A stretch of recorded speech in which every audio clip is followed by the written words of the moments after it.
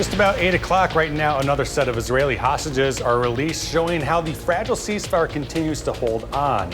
Plus, many communities in southern Wisconsin continue to be under snow emergencies, and we'll share what you need to know, plus the first one forecast.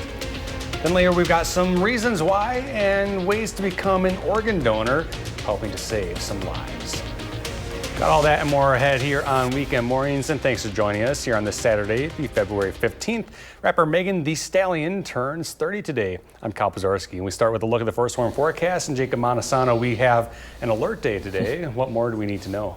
Yeah, we're going to continue to see some snow showers across the area for much of today, and you could see those snow showers really forming over the last couple of hours. If we zoom in where some of the heavier pockets of snow is, just to the north and west of Dane County, this is including areas such as just north of Lone Rock, around Willow. This is moving to the northeast right towards the Dells, but there's also some pockets of heavier snow just to the southwest of Wisconsin, likely going to impact Dubuque and Platteville over the next hour, and then eventually, if this stays intact, will impact Dane County. Now, as we zoom further out, you can see there's still a lot of snow off to the west and southwest, so this is expected to impact much of our area throughout the day. Now, the snow is not going to be necessarily heavy at any given point, and we're not likely going to see any consistent snow throughout the entire day, but the snow is going to be on and off throughout much of the afternoon and evening, as it will just still kind of linger across southern Wisconsin. We could see,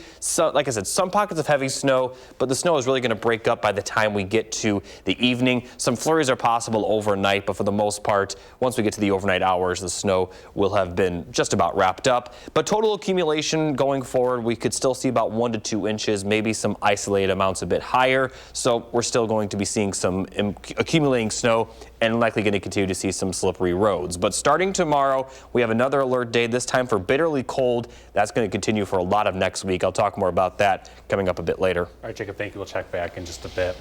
Topping our news this morning, Israeli authorities say they have received 3 Israeli men held hostage in the Gaza Strip. Hamas handed them over to the Red Cross in exchange for more than 300 Palestinian prisoners held in Israel. This is now the latest indication that the fragile ceasefire deal, which teetered in recent days, will indeed hold. Nearly all of the 73 remaining hostages are men, including Israeli soldiers, and about half of those are believed to be dead. Here in Madison, one person is dead and another is injured following a shooting on the east side. This past Thursday, Madison police responded to a shots fired call at the Meadows Apartments parking lot. That's where they found an 18-year-old male with several gunshot wounds. He later died from his injuries. Officers were called to an area hospital later on after a 16-year-old male showed up with a gunshot wound to his leg. Police say these are connected, and a resident of the neighborhood is hopeful things will change with gun violence going forward. After so much goes on, there's been 3 or 4 homicides in the area, and you get desensitized to it. Just wish things would change. Officers recovered a handgun from the scene, but are still investigating. Police are also asking anyone with information to contact Madison area Crime Stoppers, and this is the first homicide in Madison this year. 3 Wisconsin girls are lucky to be uninjured after their school bus was struck by a truck. Video that you're seeing shows a truck pulling a trailer as it slammed into the bus, all as the children were trying to get off of it. 4 kids were on board at the time, with one being thrown to the pavement, leaving a mark on her left arm. Fortunately, the kids were not seriously injured and decided to take the day off from school as a result, and that was probably a good choice. Well, there is some turmoil at the Justice Department following a decision to drop corruption charges against the mayor of New York City, Eric Adams. As CBS's Christian Benavides reports, the Trump administration also is taking some steps to continue on its mission to shrink the size of the federal government. Late Friday, the Justice Department officially filed paperwork to drop corruption charges against New York City Mayor Eric Adams after the Deputy Attorney General said a prosecution would hinder Adams' ability to assist the Trump administration with its immigration policies. The decision to drop the charges led to the resignation of more than half a dozen prosecutors who worked on the case. Reminiscent of the Nixon era, where you saw the president basically try to find someone who would carry out his orders in the Justice Department. department and had to go through several officials before he finally was able to find someone who would carry it out. For his part, President Trump is back in Florida this weekend after signing a series of executive orders from the Oval Office, including one that cuts federal funding for schools that require COVID vaccines, although no states have mandates currently in effect. Okay, that solves that problem. Friday, more federal workers were notified of layoffs, including more than 400 employees with the Department of Homeland Security and nearly 1,300 employees at the Centers for Disease Control and Prevention, about 1/10 of that agency's workforce. The Department of Health and Human Services is bracing for cuts to nearly all of their 5,200 probationary employees. The tariffs are going to save a lot of industry. President Trump also discussed plans to impose new auto tariffs on U.S. trade partners, despite most economists warning it's likely to raise prices on U.S. consumers. Cristian Benavides, CBS News.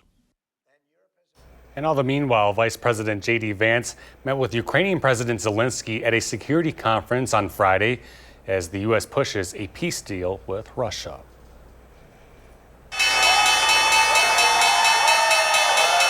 Taking a look at Wall Street, which saw some red on Valentine's Day, but it wasn't because of the holiday.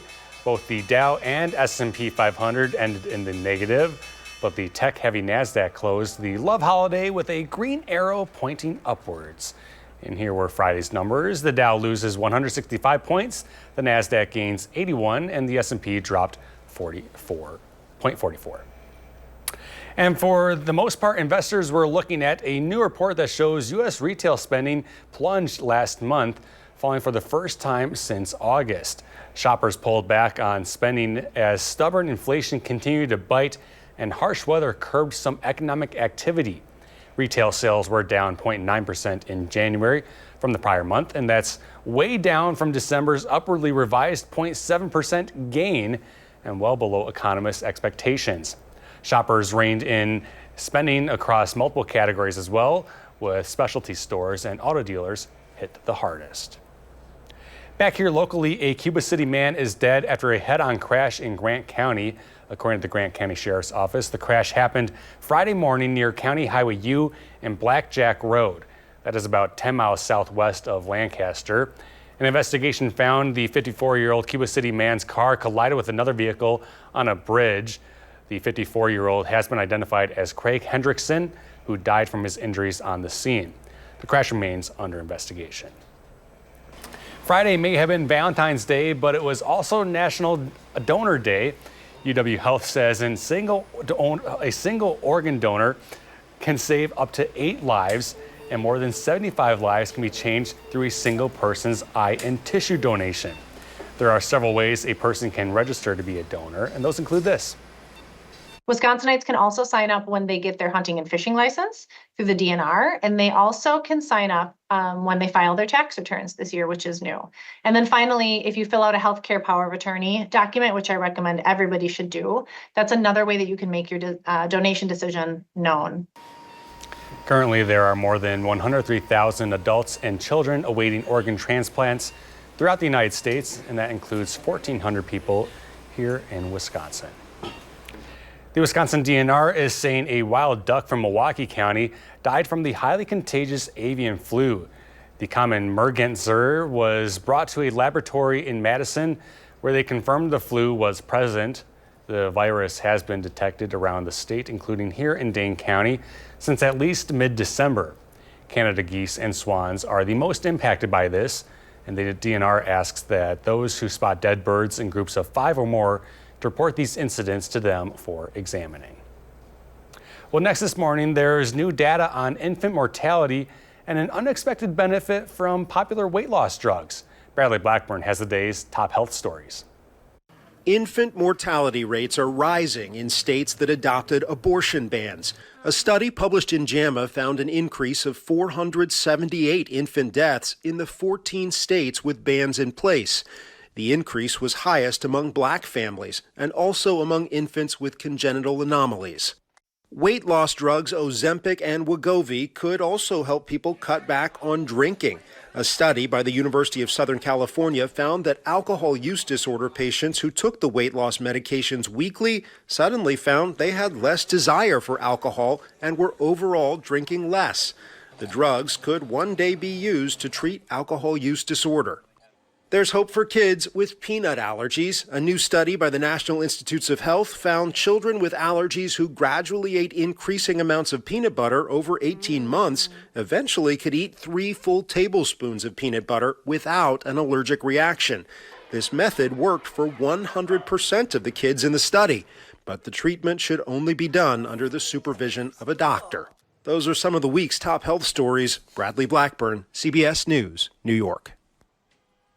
And the time is 8:09. Still to come this morning, we have a look at several ways to stay busy throughout the weekend. Plus, Jacob is back with a look at the full first warn forecast as we take a live look outside at the Beltline. You're watching Weekend Mornings. Hey, welcome back. We're going to take a live look now at La Crosse from the News 8 Now City Cam. Yesterday, La Crosse actually declared a snow emergency, and this means alternate side parking rules are now in effect. So on odd days like today, you should be parking on the side of the road with odd numbered addresses, and tomorrow you can park on the side with even numbered ones. This order will end at 6 p.m. tomorrow. As for Madison, the snow emergency here is no longer in effect, but there are other areas across southern Wisconsin that still have them, and you can find them all at channel3000.com. And Jacob, it doesn't look like it's really snowing there, but we do have an alert day in for today, don't we? Yeah, we are going to continue to see that falling snow, but then starting tomorrow, there's another alert day, this time for bitter cold, and that's going to last all the way through Wednesday. So looking at the 3 things you need to know: more snow today, bitter cold next week, and for those morning hours, a lot of next week, we're going to see wind chills likely in the -20s. Now, as we look at the current radar, again, we are seeing that snow really redevelop. Those people living in Madison, you folks will be seeing snow very shortly. Same with La Crosse. Looks like right now there's a little bit of a break in La Crosse, but you can see some light to moderate snow, even some small pockets of heavy snow just to the north and to the west of Madison. Now, as we take a look at the forecast throughout the day, again, the snow is going to continue. It's going to be a little bit broken up. We're not expecting anything super consistent throughout the day, but in general, we're going to continue to see some snow around the area. Now, once we get to the evening, it's really going to be broken up, and then throughout the night, we could continue to see some flurries. That may continue into Sunday morning, but once we get to around sunset Sunday, the snow will be done, but then the cold will really set in. So as we take a look, well, first let's take a look at the snow chances after today, just to point out that there really is not a lot of snow in the forecast. Once the snow today clears out, just a few small chances of snow here and there. All right, now let's talk about the alert day next week. Wind chills in the -20s during the morning hours are expected. All of Wisconsin, not just southern Wisconsin, the central and northern portion of the state will also be bitterly cold, starting tomorrow, lasting through Wednesday. So here's a look at those wind chills. For tomorrow, during the morning, the wind chills aren't going to be too bad, but they're still going to be below 0, but they're going to get worse throughout the day. By the time we get to the evening, we're going to have wind chills in the -teens, and then by Monday morning, those wind chills are expected to be in the -20s. And taking a look at the afternoon wind chills for Monday, they're not going to improve much. They're still going to be in the -teens with -20s again for Tuesday morning. A little bit better by the time we get to Wednesday, but still in the -teens, and then continuing to improve slightly as we head into Thursday. Overall, though, it's going to continue to be very cold for much of next week. Not really improving until next weekend, where we'll have highs back in the upper 20s and 30s potentially. But wind chills aside, the overnight lows could drop below 0 for several nights in a row, and the actual high temperatures may even struggle to get above 0 at times, especially the further north you're located. Also, like I mentioned, we're not really going to be seeing much snow, so it will be dry, but the snow that's on the ground is certainly not going anywhere. Really, the one good news is that after Sunday into Monday morning, it's not going to be too windy, Monday afternoon through Wednesday, but still the temperatures will be cold enough to where just a little bit of wind will create those bitterly cold wind chills. All right, Jacob, thank you very much. Well, happening today, Madison's All-City Spelling Bee. It'll be taking place. The competition is made up of 3rd through 8th grade students who each won their individual school spelling bees. This is some video from the state competition last year. Today's bees will have a chance to advance the statewide competition later on, and it'll take place today at Edgewood Campus School from 9 to noon, and we send our best of luck to all those competing. Happening up north today in La Crosse, skiers and snowboarders will hit the slopes at the 50th Wisconsin State High School Ski and Snowboard Championship. I didn't even know that was a thing before today. Well, over 100 snowboarders and 300 skiers will all participate on the slopes of Mount La Crosse. The snowboard competition has already begun at 9, or rather at 8, and the ski competition begins tomorrow at 8:30 a.m. By now, you have probably heard about the nationwide egg shortage being blamed on the growing bird flu outbreak.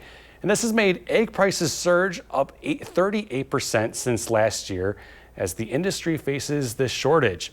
And as Amy Ney reports, the shortage is also keeping many backyard farmers busy. Something as simple as frying up an egg for breakfast could soon be a luxury. But Krista Martindale has her very own supply right in her own backyard. Living in the small town of Fayette, she says she loves raising chickens, and now more than ever. We got an egg. I love having farm fresh eggs. I've always had them. I grew up with chickens. About a dozen birds have free range in her backyard. Everybody's asking me for eggs. Yes, and they're precious. Eggs are precious. The price of eggs, horrendous. Paige Conover laughing about the eggflation. Otherwise, she said it would bring her to tears. They were marked lower, and I was like, oh, that's a good deal. And I went to check out, and they were ring up as $24.99. And I was like, no, thank you. This mother of 3 who used to raise chickens says she's considering getting them again because she just can't afford to keep buying them at her local grocery store in Gunnison, shelling out more than 3 or 4 times more than usual the last time she bought a dozen. I did bite the bullet, and I did pay the price, but I'm like, enjoy the eggs, kids, because these are the last ones for a while. Commiserating over the grocery store receipt from just yesterday, Paige says, unfortunately, while eggs have been the most shocking increase, everything seems to be going up. 5 of us, our grocery bill used to be like $500 a month, and now it's definitely $1,300 or more, which is insane. So it's been a struggle for sure. It definitely impacts our daily life. Back in Fayette, Krista says her backyard flock will only continue to grow. I went and got more chickens from my dad just so we could have a few more eggs. But yeah, prices right now are pretty crazy. And we're coming up now on 8:20 here on your Saturday morning. Still to come, the Badger men basketball team heads to Purdue, and we've got a preview of that. Plus, Will Oper has the 3 things you need to watch. This is Weekend Mornings.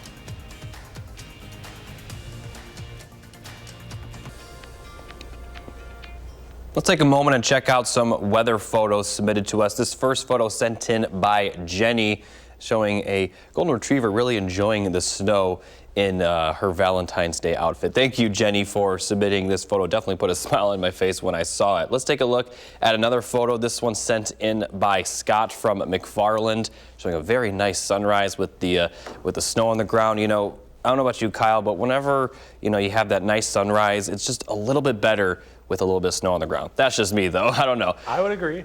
You would agree? Yeah. Awesome. All right. If you want to submit your own photo, you can scan the QR code in the top left of the screen. And then if you can't do that, you can submit it to channel3000.com. What you do is when you go to the website, click on the weather tab, then scroll down till you see post your own right there. Then just give us your name and location. You can give us a little bit of a description if you like, but we love seeing the weather photos. So keep it up, everybody. I think we like seeing your dogs even more. Exactly. Especially. There should be a tab actually on the website for just dog pictures. Well, we love like animal themed weather photos, especially, with snow.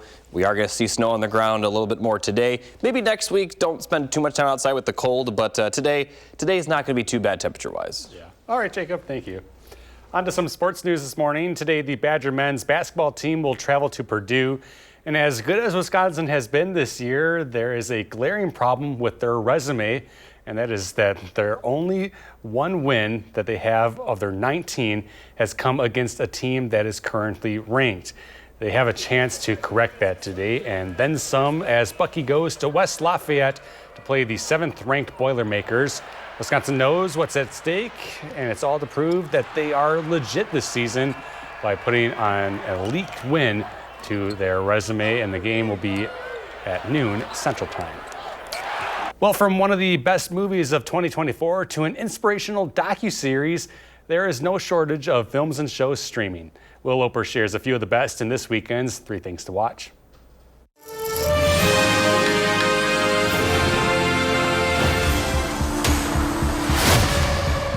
There she is, West Tower Observation Post. Your home for the next 365 days. Uncover the mysteries below in the film The Gorge, newly streaming on Apple TV+.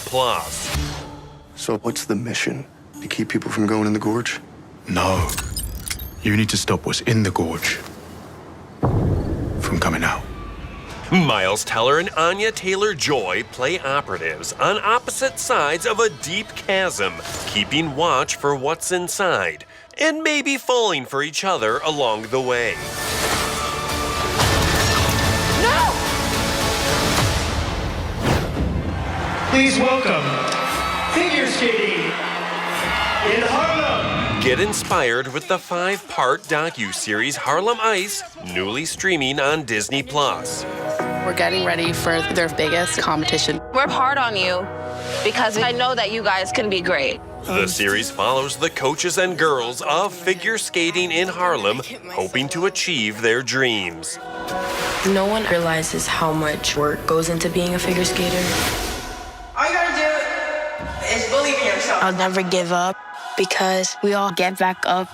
I'm still here.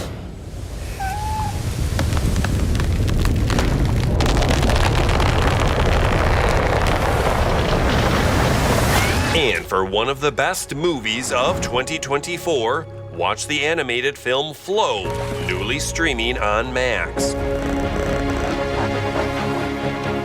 The dialogue-free film follows a black cat trying to survive a flood who makes friends with dogs, a bird, a capybara, and more. Those are the 3 things you need to watch, and this is Will Loper for Weekend Mornings. And there's still more news to come on Weekend Mornings. Next, we're going to run through the morning's top headlines. Stick with us.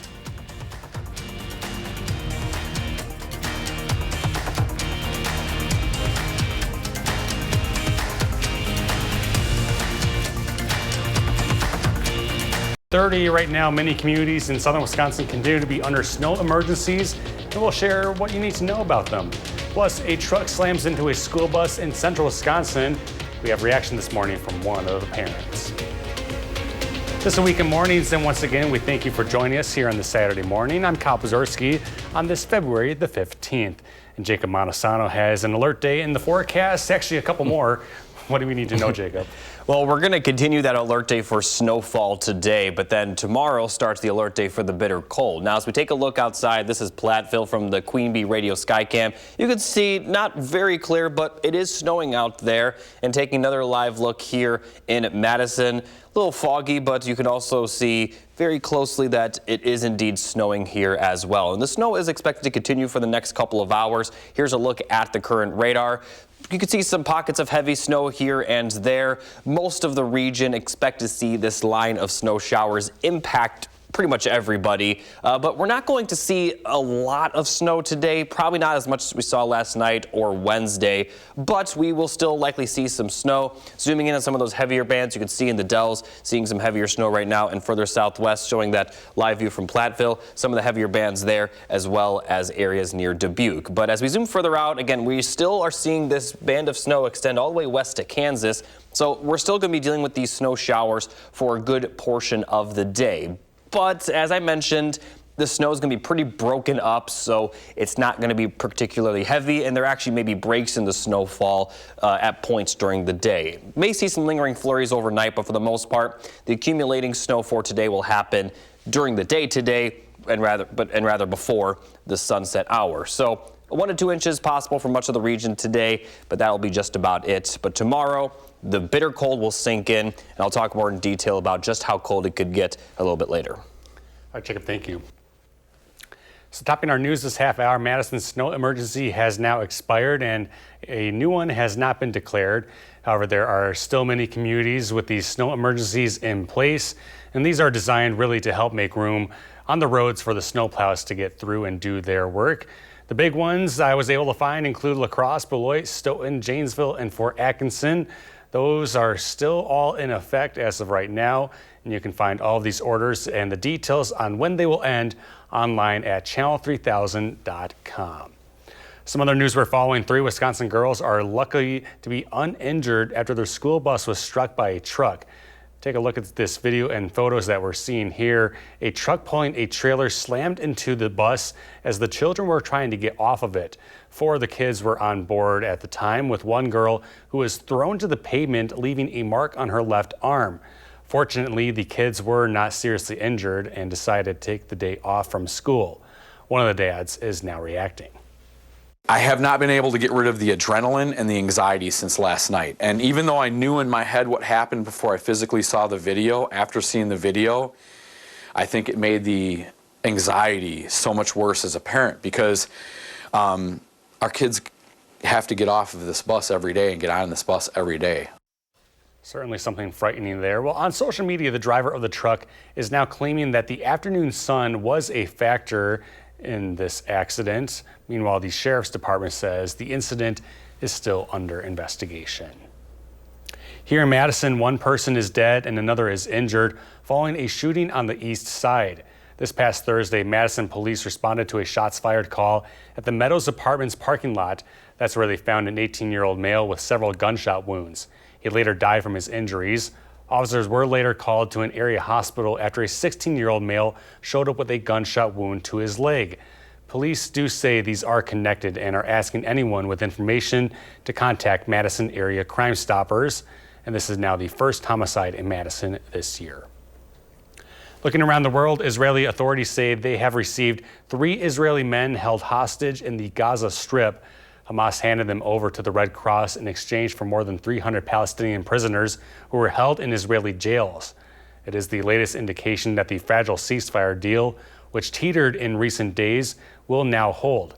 Nearly all of the 73 remaining hostages are men, including Israeli soldiers, and about half of those are believed to be dead. There is some pushback this morning in Europe after a bruising speech by Vice President J.D. Vance at the Munich Security Conference. It was on Friday when the VP laid into European allies, accusing them of backsliding on democracy and restricting freedoms. He said that the biggest threat to Europe is not external, but rather internal, and it is migration. Let's take a live look now at the White House. This morning, thousands of workers across the federal government are without jobs, and this all part of the Trump administration's sweeping effort to shrink the size of the federal workforce. It is now taking aim at probationary employees. And it was on the day when President Trump took office when a memo was sent to all agencies ordering them to compile a list of all their probationary workers, knowing that it is easier to terminate those employees at this point. Sherelle Hubbard has more on the fallout from the bold move.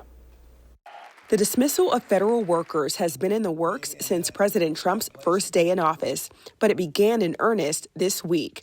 Thousands of probationary employees were met with proverbial pink slips, fired at federal agencies, including the Department of Education, the Small Business Administration, Veteran Affairs, Energy, U.S. Forest Service, just to name a few. Opponents say cuts from that agency could impact workers critical to wildfire protection. You saw the fires that happened out west in California. They do a tremendous job caring for our lands and protecting communities. The firings are a part of the Trump administration's effort to slash the federal workforce. In a statement, a spokesman from the Office of Personnel Management said, quote, agencies are taking independent action in light of the recent hiring freeze and in support of the president's broader efforts to restructure and streamline the federal government to better serve the American people at the highest possible standard. Federal workers across the government are bracing for even more downsizing in the near future. The National Federation of Federal Employees Union filed a lawsuit Thursday over the layoffs. They want to get rid of 75% of the federal workforce, and how they're doing it is illegal, and that's why we filed this lawsuit. I'm Sherelle Hubbard reporting. And according to the most recent data from the Office of Personnel Management, more than 200,000 employees have worked within the federal government for less than a year. And those probationary workers have fewer job protections and lack the right to appeal. Well, staying in Washington, investigators are continuing to look into the deadly midair crash outside of D.C. And they're now saying that equipment failure could be to blame for the crash. On Friday, the National Transportation Safety Board said the on-scene portion of this investigation has now wrapped. The agency also saying there may have been a communication failure that prevented the helicopter from hearing the message from air traffic control to pass behind the airplane. The portion of the transmission that stated "pass behind the" may not have been received by the Black Hawk crew. Transmission was stepped on by a 0.8-second mic key from the Black Hawk. The Black Hawk was keying the mic to communicate with ATC. The NTSB says it will now move the wreckage to a secure location in the next week to continue the investigation. Time now is 8:38. Still ahead here on Weekend Mornings, your Eye on Consumer Report with why more Americans are pinching pennies. Plus, here's a look at today's day in history.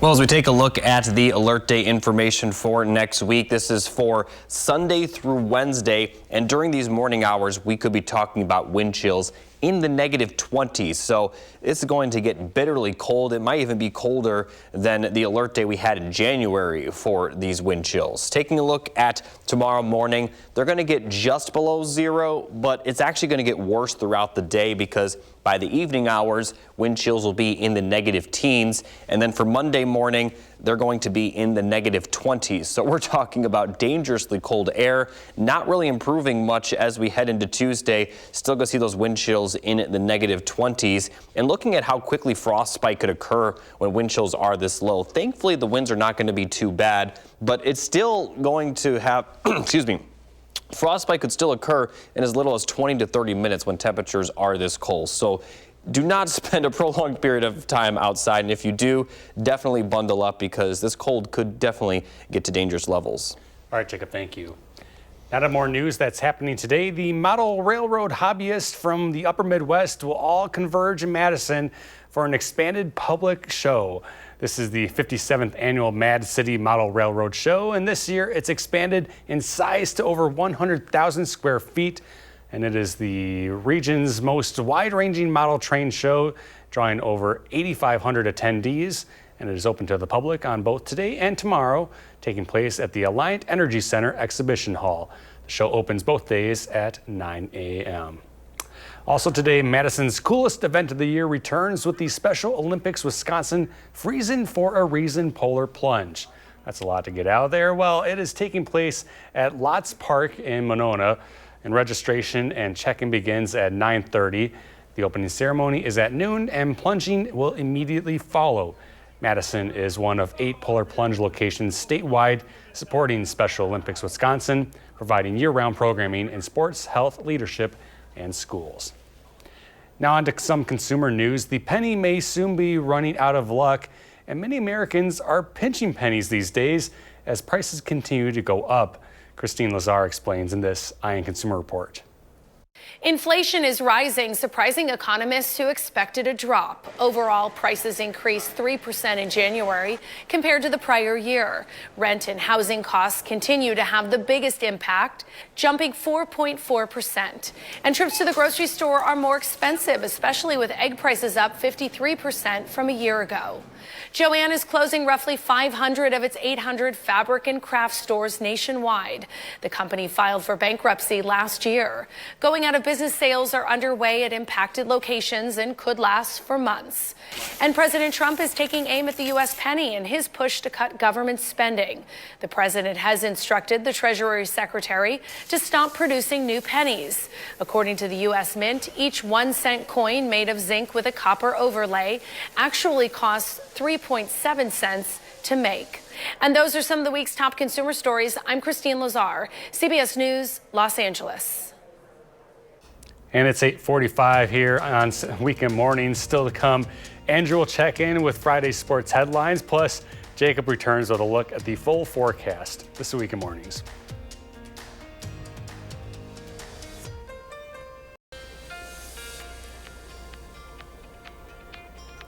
Good morning, everybody. Here's a final look at the 3 things you need to know. We'll see more snowfall today with bitterly cold temperatures in the forecast for next week, where wind chills are expected to be in the -20s during the morning. So taking a look at the current radar, we are seeing those passing snow showers right now. These snow showers throughout the day will likely produce about 1 inch to 2 inches, maybe some isolated amounts a little bit higher. But for the most part, we're probably not going to see as much snow as we saw last night or Wednesday. But this will continue to add to the snowfall that's already on the ground. And it is expected to at least last throughout the entire day. Doesn't mean it's going to be, consistent accumulating snow, but at least some light snow is expected. Wind's not too bad, and the temperature's not too bad either, especially compared to next week. And after the snow clears out today into tonight, we're not really expecting much going forward. We do have a few small chances of snow Wednesday into Thursday, but that'll be just about it. Once we get to tomorrow, the big story then will be these cold temperatures. Alert days are in the forecast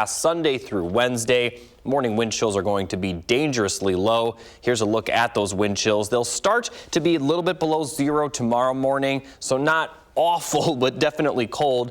And then as we get towards the evening, it actually is going to get colder with the wind chills in the negative teens by then, and the -20s for Monday morning, negative teens for Monday afternoon, back to the -20s for Tuesday morning. So especially Sunday night through Tuesday, the wind chills are going to be dangerously cold, and they're still going to be very cold for Wednesday, as they'll be in the negative teens then. But the good news is that those temperatures are going to warm up towards next weekend and early next week, or early the following week, I should say, for next Monday. The following Monday, it does look to be a lot better. Now here's a full look at the 7 to 10 day forecast. Mostly dry conditions next week, just some on and off cloud cover. Cloudy skies Wednesday, but beyond that, we'll see a good amount of sunshine. Those temperatures, as I mentioned, will warm up for next weekend. Could even see highs in the 40s for some locations by the end of the 10-day forecast, so a big change compared to early next week. But you can see 5 straight days of alert days. The alert day today is for the snowfall, and we're probably not going to see quite as much as yesterday, but we kept the alert day in because the roads are already a little snow covered, and that additional snowfall will likely make things a little bit more snow covered. And then the cold weather next week. Good thing is that it won't be windy after about Monday morning, but still could be bitterly, bitterly cold.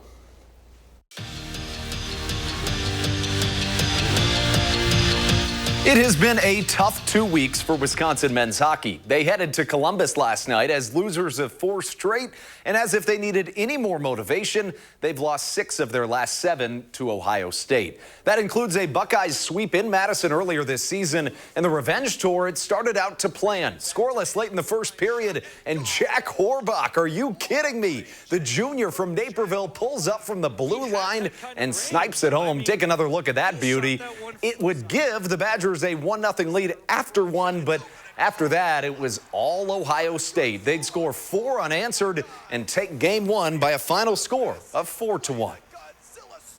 For as good as Wisconsin men's hoops has been this year, and they've been great, there is a glaring problem with their resume. Only 1 of their 19 wins has come against a team that's currently ranked. But today they'll have a chance to correct that and then some. They go to West Lafayette to play 7th-ranked Purdue, and the team knows what's at stake. To prove that they're legit, they need to beat an elite contender. This opportunity is fun. As a kid, you live for these moments, for the big games, the countdowns, for these games like that. It's exciting. So, we try not to worry about, like, what comes with the result of the game, but more so just being in the game, being excited to play in that game. So, whatever happens, but, my guys will be ready.